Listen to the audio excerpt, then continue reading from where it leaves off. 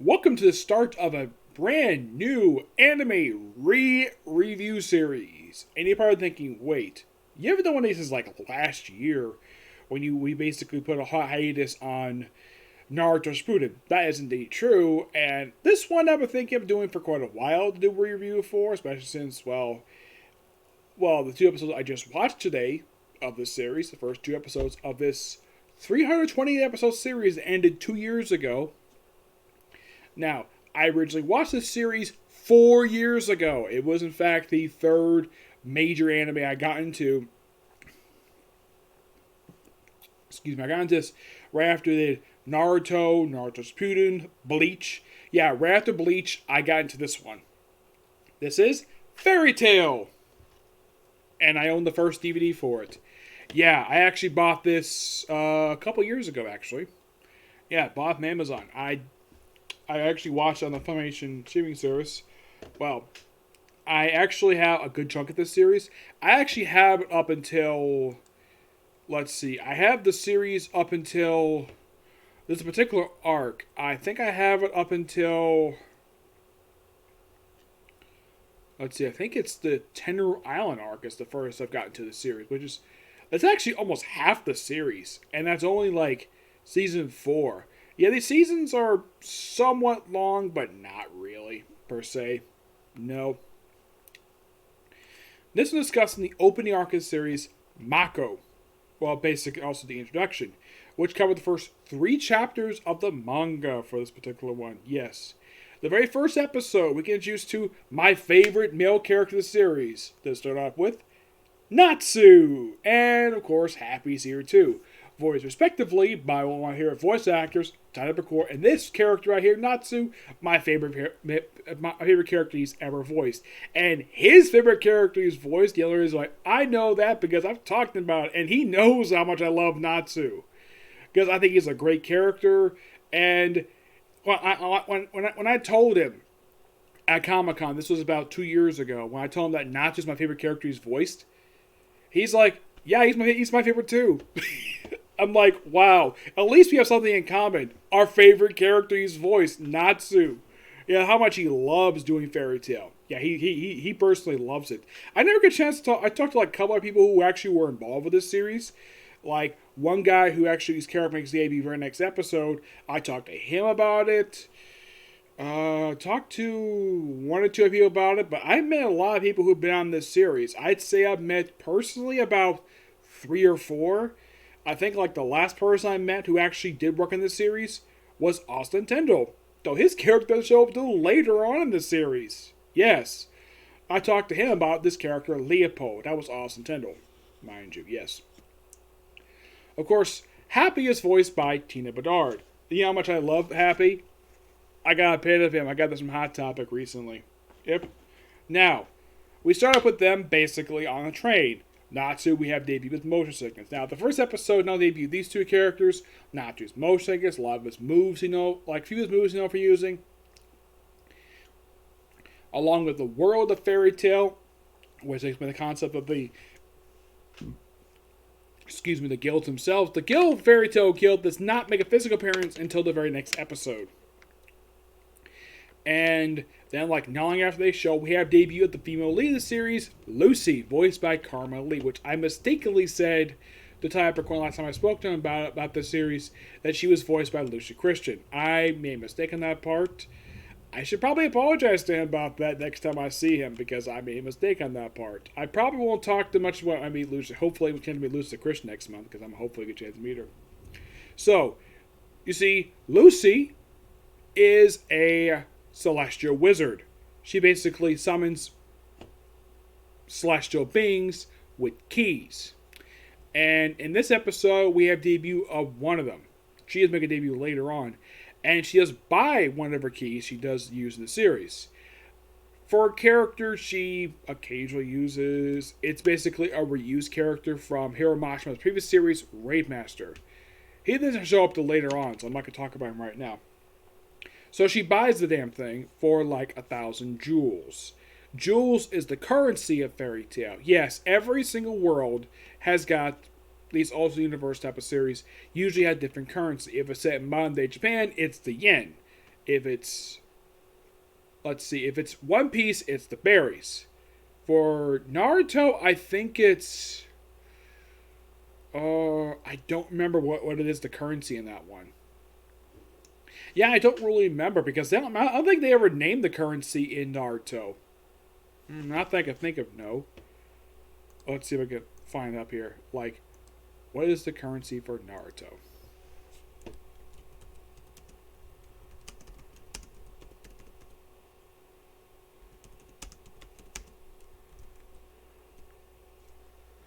In Naruto, let's see. It is called Ru.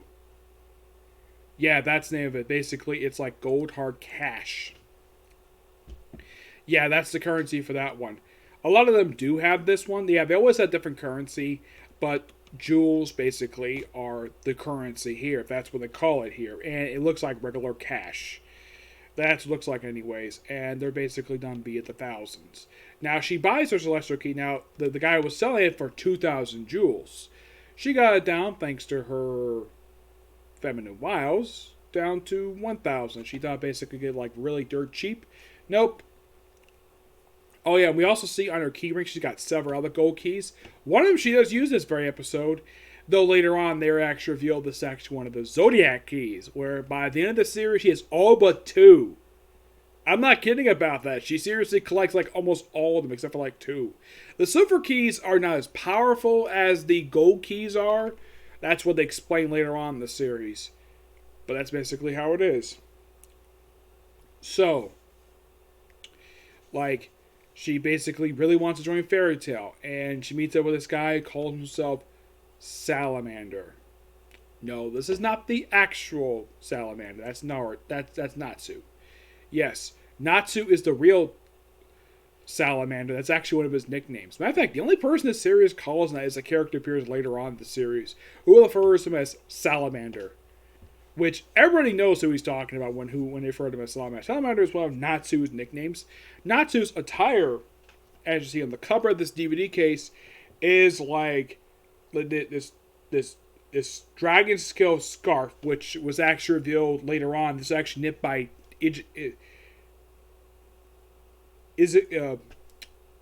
Igasel, his adoptive father. He knitted himself out of his own scales. The outfit he would switch up back and forth in the series. Here he's wearing a vest. Sometimes he wear like one sleeve on it, or he'll have both sleeves covered. You always have his chest basically exposed constantly. And he always wear this attire plus sandals. Yes, sandals. Happy would always look the same. He always carries on a backpack with him. And the thing is, Natsu at first also sometimes wears like this red overcoat. And, oh, in case you're curious though, where does he keep his fairy tale mark? On his arm. On his right arm per se. Yeah, that's where he keeps it.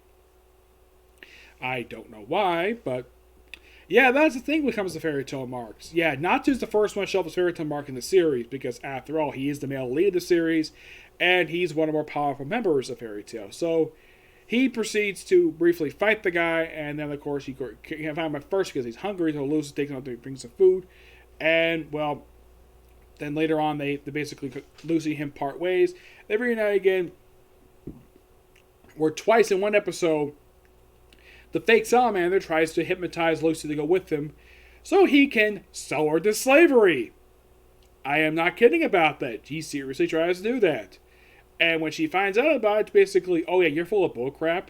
And then of course, oh yeah, the keys are dropped in the ocean. Ooh, this actually is a plot point. I'm not kidding about that. It seriously is. So, Natsu shows up, and of course he can't move very well because he has motion sickness.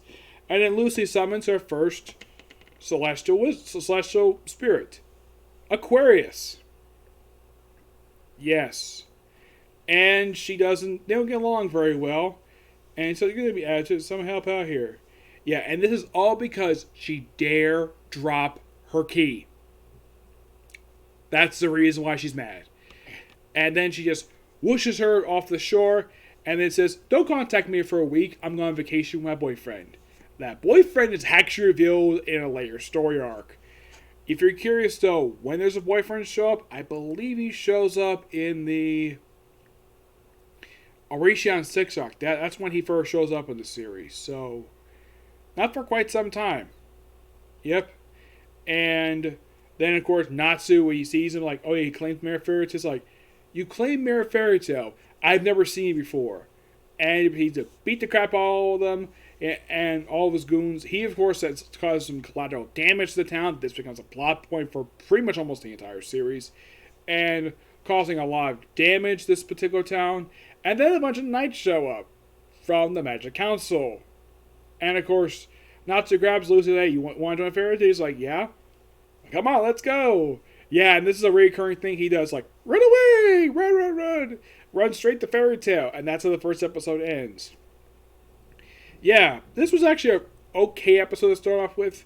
I had to fast forward a bit to this episode because I wasn't really a big fan of the fake salamander stuff in this episode. The character himself is not my personal favorites. If you're curious, though, does he actually appear after this? Yes, but sporadically. I mean, he does make a return apparently to like episode 30 of the series. Yeah, 9 to episode 30. That's when he finally returns in an anime original episode. Not kidding about that. That's seriously when he shows up again. Yep. The very next episode. Oh boy, we're introduced. This is the reason why I decided to do this one. Because this episode we're introduced to a lot of characters. First, we'll see the Fairy Tale building. The Fairy Tale Guild Hall building. This building would actually exist for pretty much most of the series. They would briefly replace it with a different building because of lack of money. They couldn't maintain the other building, so they had to switch down to a smaller building. And then eventually they built this building. The building itself has been demolished twice over the course of this series. The first time is because of what happened in the first season, because of one of the battles they have, and the second time it's actually destroyed is actually at the end of season, I believe it's 7, if I'm not mistaken. Yeah, it's actually the end of season 7 when it gets destroyed again. So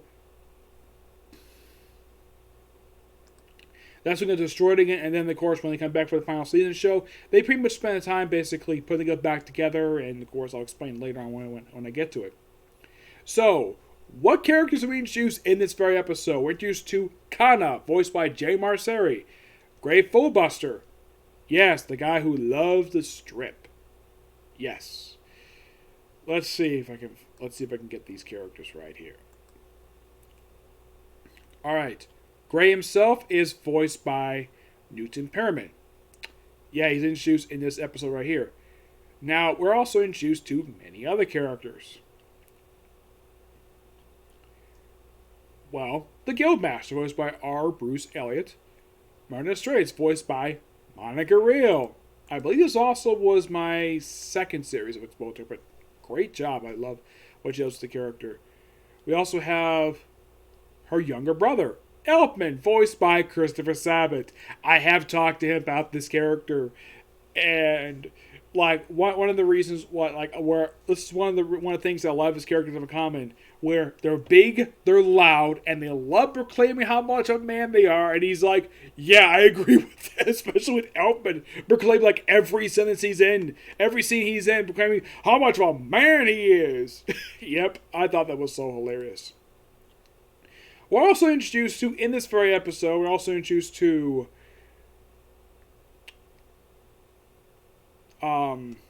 there's this trio introduced who's in the Fairy Tale Guild. Let's see. There is, well, of course, Kana, voiced by Jim Marceri. There is Levy. She does not speak in this episode. Nope, she does not speak. We also use Jet and Joy, who also don't speak in this episode. They're basically there for cameos. And we're introduced to two others. Marco, who's actually the titular name of the arc, he doesn't show up until later on in the episode. And Romeo, his son, which at the time at the time when the series started, like he became the very first character to actually have a child. Though later on they revealed Makarov actually had family too. His son is a jerk, but his grandson is kind of a jerk, but not as much of a jerk as his son. He hates his son. He has no problem with his grandson. He has no problem with him at all. Yep. And from what I can tell, every character who basically does the series, they love doing these characters. I mean, Tyler Percorn told me how much he loved this series. He loved working on it. Despite the fact that the second time, it was toward the end of the series. Yep, and one thing Natsu does as soon as he shows up, he proceeds to turn the guild hall into a big brawl. Everybody except Kana and Mara Jade, who Lucy doesn't know because of her exclusives in the Sorcerer's Weekly magazine. Also, there's a recurring joke about her later on in the series, and yeah, it just, I'm like, really? They poke fun of this in the series, despite the fact she looks a very lovely woman in the series. Yeah, so everybody starts fighting. Kana tries to basically step in with one of her cards. Yes, her power is that she uses card magic. Yeah, she's the only one she's one of like 2 characters I can think of who actually does use this power. I think like the only person is one of the members of. Well, it's actually there's another character in the original arc who does use this power, but that's it. And of course you have Macao himself shows up in his giant-sized form. Yes, he has his form because basically he's really short. Yeah, it's actually explained the reason why he actually is this short is because of a spell he mastered that actually halted his growth. But he still ages. Yeah, he still ages, but basically halted his growth. He's one of 2 people to use this particular spell, and that halted his growth. Yeah. So, Mara Jade basically stamps Lucy's guild mark on her hand. Gray is introduced in the scene where he is already in his underwear. Though it's a slight change in the manga. In the manga, it was like briefs. In the anime, it's boxers. To look like he's wearing shorts. Yeah. If you're curious about this actually is a habit of his. Something is actually explained later arc. This actually he borrowed from his master. Where they had this unintentional habit of stripping down completely naked. I am not kidding about that.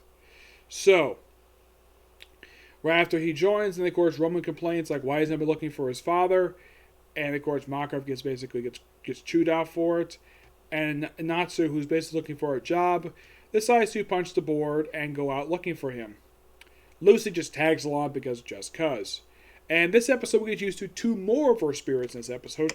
First being a clock. Yes, a talking clock.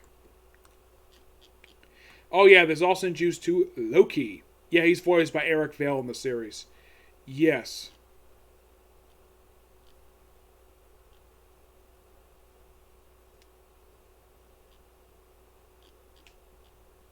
Yeah. He is just some clock who basically provides clothing and like shelter.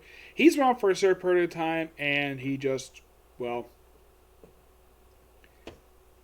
And then he goes back. And then, of course, they have to basically block from a Vulcan.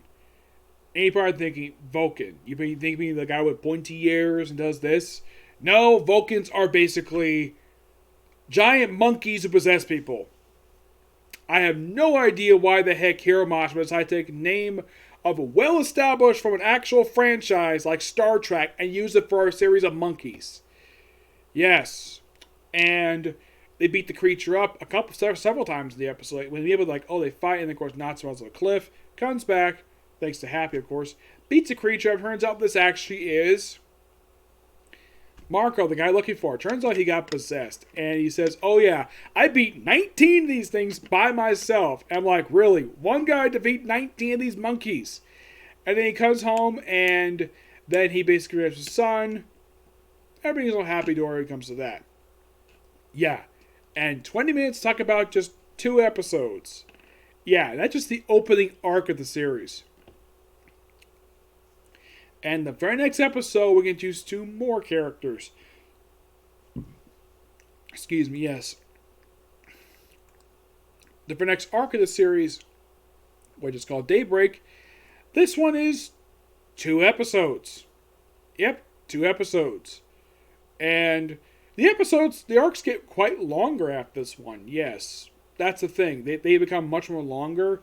I would probably say the only arc that's actually is as short as this is the Loki arc, which comes in episode 30-32. Yep. Yeah, that was by far well, how should I put this? Next time we have a really short arc, because a lot of the arcs coming after this one are pretty lengthy. Like, some arcs range from like 10. A lot of time 10 is the most popular one they love doing. Either it's 10 or 20 episodes. Yeah, there's actually one arc, it's actually 20 episodes. Yes, quite lengthy. There's one really short arc, and it's like two-parter. Yeah, and they actually toward the end of season 4. But a lot of the arcs are pretty lengthy after this. If you're going to ask me personally, what is the longest arc in the series? It's the final arc, Alvarez Empire. Yeah, this was like about 40 episodes. But yeah, not much to say about these 2 episodes. It's a good start for the series. I'm not really a fan of the fake sound. I think the second episode feels like a more true start of the series. It kind of felt as though that you could have basically just edited these 2 together as like an hour-long episode and you would not miss anything. That's what I would probably have done. Yeah, make this an hour-long episode just to cover these 3 chapters, and probably pretty good. Oh yeah, and there's also this recurring thing in this series of the Magical Council before I end this video here. Yes, the Magical Council. A group of people who don't like fairy tale because they cause a lot of collateral damage. Oh my gosh, this is like a recurring thing with them. Basically, they're to be annoying. That's the whole purpose of the Magical Council. They're there to be annoying. This is like this for the original version, even the second version of them. The second version stays quiet a lot of the time. They do make sporadic appearances here and there, but they're not as basically as arrogant as the original one. The original one is very arrogant. And, oh boy, they're taken care of by an arc later on in the first season of the show. By the way, in case you're wondering though, how long is the first season? 48 episodes. Yep, it's 48. That's how long the first season is. Yep. So, yeah, that's going to be pretty much it for this particular review. And, yeah, so next video, we'll discuss the very next arc of the series, which is Daybreak, which is Lucy's first mission. Okay? Next video. Bye.